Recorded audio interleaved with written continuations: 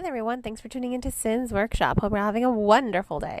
So, today we're going to be discussing Dragons of Deceit by Margaret Wise and Tracy Hickman. This is the newest book in the Dragonlance world. And let me tell you, I am here for it. I love Dragonlance. I even got the Dragonlance logo tattooed on my arm for my birthday. I mean, that is how much I love Dragonlance. This was my first introduction into high fantasy back when I was a kid. My mom's like, you're gonna like this, trust me. And oh my god, was she right. There are probably 200 Dragonlance books in the universe. Many of them you can't even find anymore. And I own, probably between me and my mom, I think we own all of them, if I'm being honest. Not all of them. That's some of the villains chronicles we don't really own, but we do own a big chunk of Dragonlance novels because it's just so amazing.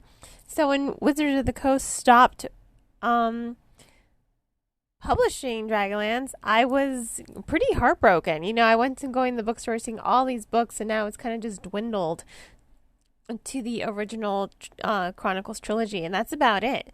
And I'm not gonna mince words. The Lost Chronicles for me was somewhat disappointing. I was very underwhelmed, and to me it felt like Margaret Wise and Tracy Hickman closed Dragonlance with a whimper instead of a bang.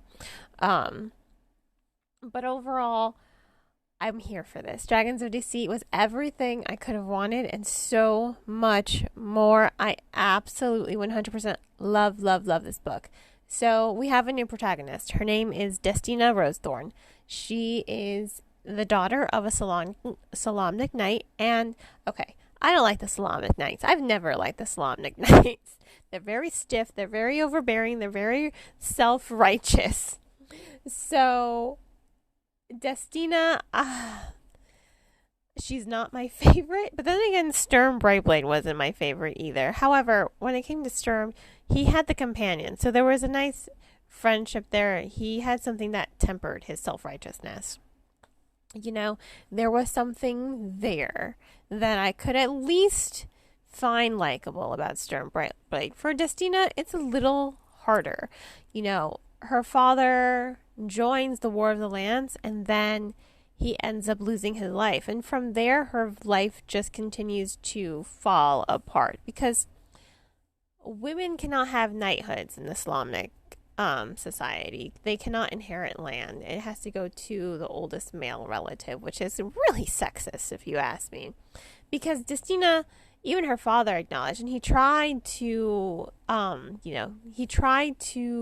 resolve this to leave everything to her in his will, but that unfortunately got burned up in an attack against the castle.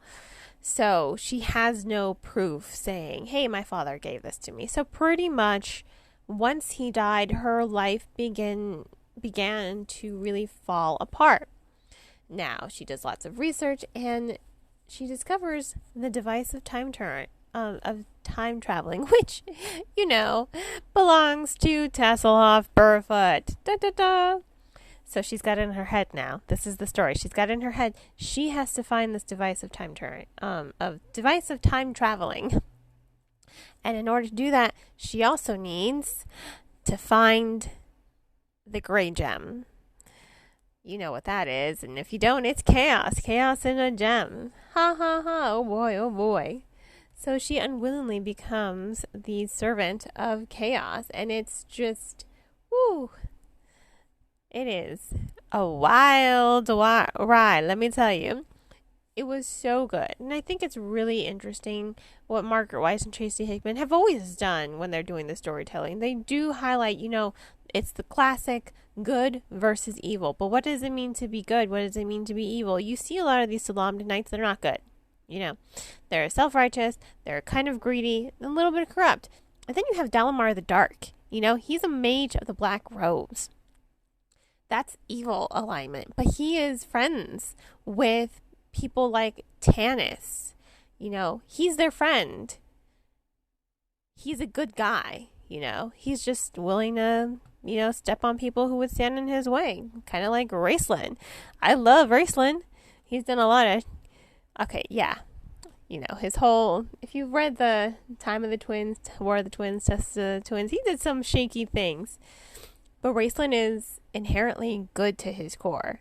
But again, he's willing to step on people. He doesn't really mince words. He's kind of brutal in that sense. And I love Raceland because he was such a complex character.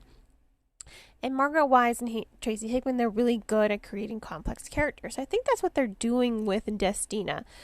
However, she's very, very stiff, as is her nature as a Solamnic. But I think you get to see her soften up, especially when people keep saying, do you know what you're doing? Because it's like, she admits to people, yeah, I need this. I need to go back and save my father. You can't fault her motivation. And at times, I'm not going to lie, she was a bit unlikable. I didn't like her a lot. And I think that's going to be a little hard for some readers because she's not 100% likable. She doesn't have a band of friends. She's alone. So she doesn't really have anything to soften her. However, I think when she meets Tasselhoff and she meets Raceland and the companions, because yeah, she does some time traveling near the end, and that ending, whoo, what a cliffhanger. So excited. You get to see her begin to soften up, some of her rough edges, they're starting to get filed down. Her relationship with the bronze dragon, it's incredible. You're getting to see people kind of make her face like, hey, are you sure you're doing the right thing? And it makes her complex because then it's just like, okay, she's an agent of chaos unwittingly. But is she good? Is she evil? You understand her motivation. She wants to save her father. She misses her father. He was like her best friend.